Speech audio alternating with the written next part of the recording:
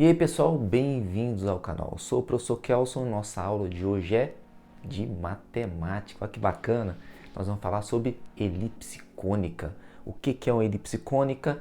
A excentricidade da elipse e as suas equações reduzidas. Então, bora lá para a aula de matemática. Bom, galera, elipse cônica. Bom, o que é uma elipse cônica? Bom, a elipse cônica vem de um cone. O que você faz? Você passa um plano inclinado um determinado grau aí, não em reto, né, mas inclinado, e você tem essa elipse aqui, ó, essa vermelhinha aqui. Bom, isso aí é uma elipse cônica, porque vem de um cone, certo? Bom, quais são os elementos de uma elipse cônica? Bom, aqui eu coloquei do lado aqui uma elipse.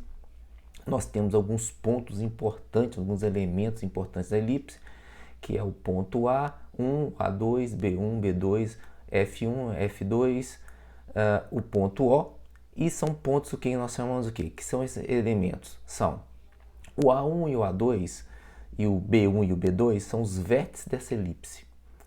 As pontas da elipse, né? A ponta maior e a ponta mais achatada ali, que é o B. Vamos colocar assim. O F1 e o F2, que são esses dois pontos fixos aqui da elipse, são os focos dessa elipse. E o ponto do meio é o centro da elipse. Bom, e aí a gente tem algumas medidas para a gente poder saber como que a gente calcula lá mais para frente a equação reduzida da elipse. Bom, nesse caso aqui, do ponto A1 até o ponto O, ou seja, do vértice A1 até o centro O, nós temos a medida que nós chamamos de A. Toda essa medida aqui, galera, do A1 até o A2 aqui, ó, nós temos o que? 2A. E esse 2A é o que? Ele é o eixo maior da elipse. Pode ver que ele é maior, é a parte maior da elipse. Bom, do B1 até o centro O, nós chamamos de B, que é uma medida B, que seria o que? Do B1 até aqui, ó, o B2 nós chamamos de eixo que? Eixo menor da elipse. Então, nesse caso aqui, galera, nós temos o eixo maior, que é a parte mais afastada dos dois pontos da elipse, o eixo menor, que é a parte mais abaulada da elipse, e nós temos a distância do foco 1 até o centro, nós chamamos de C, ou seja, do foco 1 até o foco 2, nós temos o que? Que nós chamamos de distância o quê? Distância focal da nossa elipse.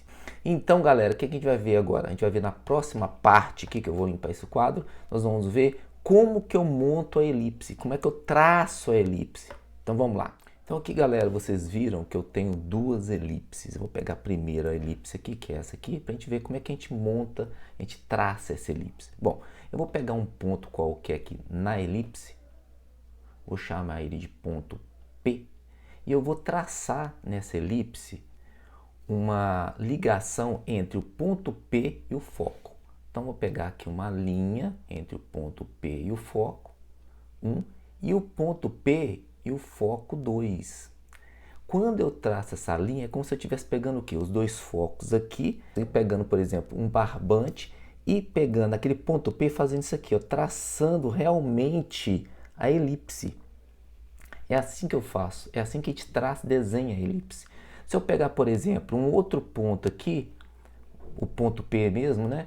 Traçando ele aqui, ó, o que eu vou fazer? Vou pegar até de uma outra cor a linha, vou pegar aqui o F1, ligar o ponto P, e o F2 ligar o ponto P. Então é como se eu estivesse movimentando o ponto P, vamos colocar assim, desenhando a elipse, tá? Então, se eu pegar o último ponto aqui, por exemplo, um ponto P aqui, vamos colocar ele aqui, ó, ponto B, bem nessa parte onde é o ponto B1, né, que a gente tinha visto anteriormente, e aí eu venho e traço agora a minha linha ligando o F1 ao ponto P e o F2 ao ponto P também. Se você perceber, é assim que eu monto o quê? Que eu desenho minha elipse. E aí eu tenho uma relação interessante daqui, tirando aqui essas linhas que nós fizemos. Nós temos a seguinte relação, que quando eu tenho F1P, ou seja, o segmento de reta F1P mais o segmento de reta F2P é igual a 2A. Kels, quem é esse 2A? Lembra lá 2A? Que é a medida do eixo maior. Então, se você pegar esse pedaço aqui e somar com esse, vai ter o eixo maior. Sempre. Então, por exemplo, essa linha vermelha aqui. Se eu somo de F1 até P, que é essa linha vermelha, de P até F2, eu vou ter 2A. Se eu pegar a linha azul, por exemplo, F1 até P e de P até F2, eu vou ter 2A. E se eu pegar a linha verde de F1 até P e de P até F1, até F2, né, eu vou ter também 2A. Então essa relação aqui pra gente, galera, é uma relação importante aí na elipse. E aí eu tenho uma outra relação, também nessa parte verde que eu coloquei aqui.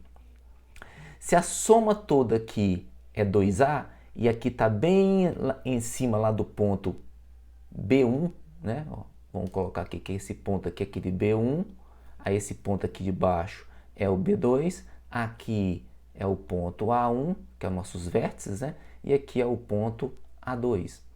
Desse ponto do F1 até esse ponto P, que é onde está o B1, eu tenho exatamente A. Então, olha que interessante, eu vou fazer eles aqui de novo, para a gente poder fazer a nossa relação. Então, aqui eu tenho até esse ponto, que seria o nosso ponto P, certo? Aqui eu tenho do P até o centro O, e do centro O eu tenho até o F1 de novo.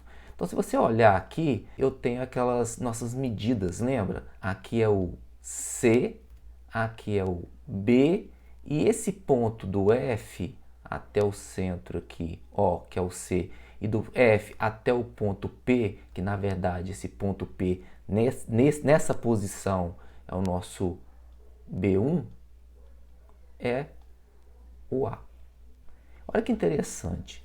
Quando você coloca o P aqui, que é o B1, você tem aqui, ó, um ângulo reto com essas linhas aí do eixo maior com o eixo menor.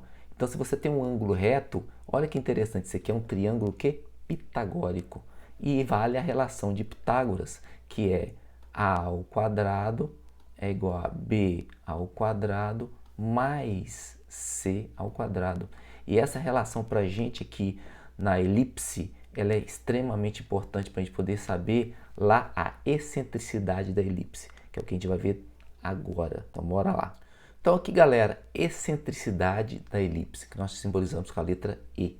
Então, nesse caso aqui, eu peguei a elipse que nós tínhamos vindo lá atrás, com a medida A, a medida C e a medida B, que é o nosso triângulo retângulo, que vale aqui para a gente a equação, né, de Pitágoras, né, o triângulo pitagórico. E aí eu tenho a excentricidade da elipse. O que é essa excentricidade? É a relação entre a medida C, que é essa medida do F1 até o centro, sobre a medida A, que é do F1 até aquele ponto lá em cima, que é o B1, certo? Então, esta é a excentricidade da elipse. O que é isso, Kelson? Isso fala pra gente quanto que a elipse é mais abaulada e quando ela é mais redondinha, mais gordinha, vamos colocar assim. Vocês viram que tem uns desenhos aqui, né? Então, vamos fazer aqui o seguinte. Essa excentricidade, ela só pode ir entre 0 e 1. Porque como o ponto C, a medida C, né? Vamos colocar assim, a medida C, ela é menor que a medida A, que a medida C, no caso, é um dos catetos do triângulo e a medida A é a hipotenusa sempre maior que os catetos. Então, nesse caso aqui, quando eu faço esse cálculo, a excentricidade sempre vai dar o quê? Entre 0 e 1. O que eu vou fazer aqui? Eu vou pegar umas situações interessantes, que é a seguinte. Se o C, que está aqui em cima, ele for aproximadamente 0, o que vai acontecer? A minha excentricidade vai dar 0, porque 0, né, aqui, ó, 0 dividido por A vai dar quanto? Vai dar 0. Então, a minha excentricidade vai dar quanto? Vai dar 0. E se ela der 0, olha que interessante. Se o C for igual a 0, então C ao quadrado é 0 ao quadrado dá 0. Então, vai ficar A ao quadrado é igual a B ao quadrado, tá vendo aqui? Como eu posso simplificar aqui o 2 com 2, o que vai dar? Vai ficar aqui A é igual a B. E quando A é igual a B, quer dizer o seguinte, que essa medida aqui, ó, do ponto A1, por exemplo, até o centro C, tem a mesma medida do centro O até o ponto B1, por exemplo. Então, o que acontece? Está aqui, ó. Aqui, o ponto A1 até o centro O tem a mesma medida do ponto B1 até o centro O, ou seja, A é igual a B. Então, essa medida aqui é igual a essa medida aqui, que seria o raio de uma circunferência. Então, nesse caso aqui, quando C for aproximadamente zero ou zero, e a excentricidade da nossa elipse for zero, então a nossa elipse se transforma numa circunferência. Olha que bacana, né?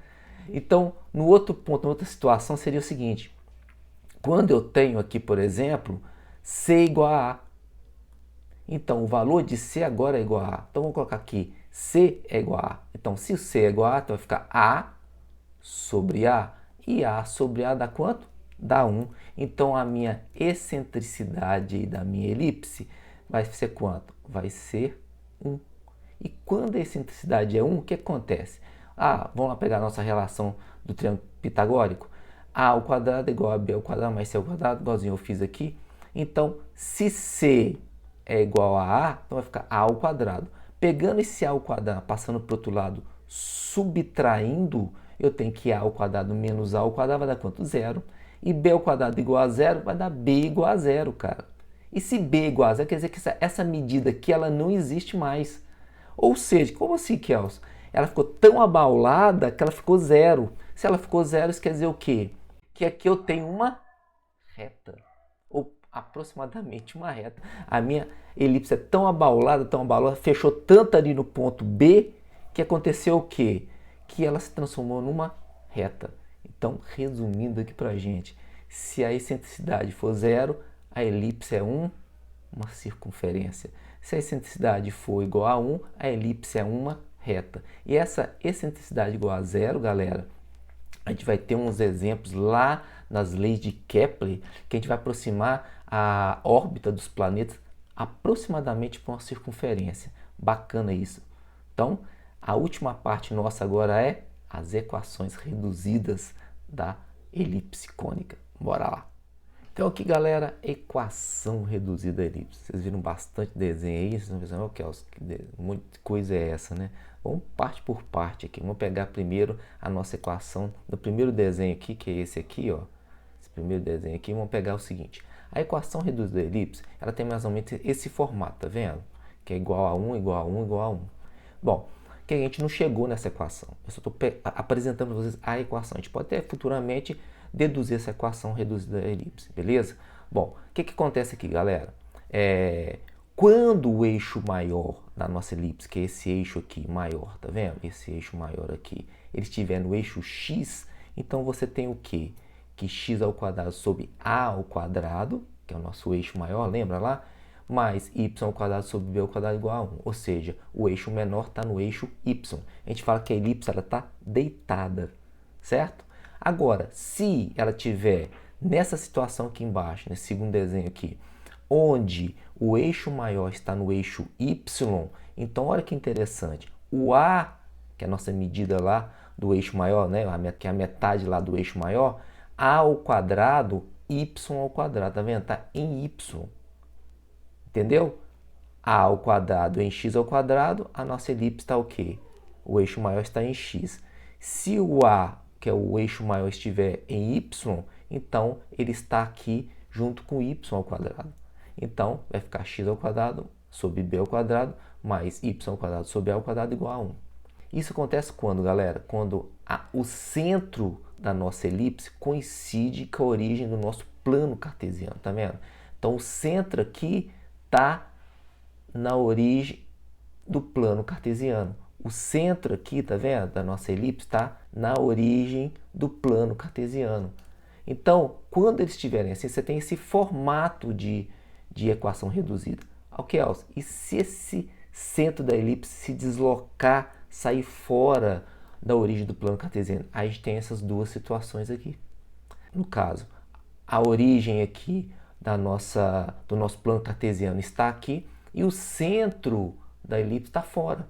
Ele está deslocado. Então, quando ele está deslocado, nós chamamos que esse centro tem uma posição x0 e uma posição y0. Então, o que você faz? Lembra lá das nossas equações? você só acrescenta, subtrai esse x0 aqui do nosso x. Então vai ficar x menos x0 ao quadrado sobre a ao quadrado. Por que a ao quadrado, Kels? Porque olha para você ver, o eixo maior ele está paralelo com o eixo x. Então, como se fosse esse caso aqui, só que está deslocado um pouco mais para cima, ou poderia estar deslocado para baixo, ou poderia estar deslocado para cá, mas estaria nesse formato, como a elipse estivesse deitada, né, em relação ao eixo x. E aí você tem y menos y0 ao quadrado sobre b ao quadrado igual a 1. E se a nossa elipse estiver em pé, lembra, mas fora da origem do nosso plano cartesiano, que é esse aqui, então o eixo maior da elipse é paralelo ao eixo y. Então, nesse caso aqui, você vai fazer a mesma coisa. Seria essa equação aqui, só que você vai pegar o quê? X menos x0 ao quadrado sobre b, y menos y0 ao quadrado sobre a igual a 1. Vocês perceberam que o eixo maior agora está em y, só que agora deslocado y0? Então tá aí, galera, as equações reduzidas da nossa elipse cônica e as outras partes que são os elementos principais e a excentricidade da elipse. Beleza? Então, galera, vocês viram o que é uma elipse cônica. Na próxima aula nós vamos fazer exercício com as equações reduzidas da elipse cônica. Então não perca não, hein? Se você gostou dessa aula, deixe o seu joinha, se inscreva no canal, compartilhe essa aula, galera. Então, galera, até a próxima aula. Espero vocês. Valeu!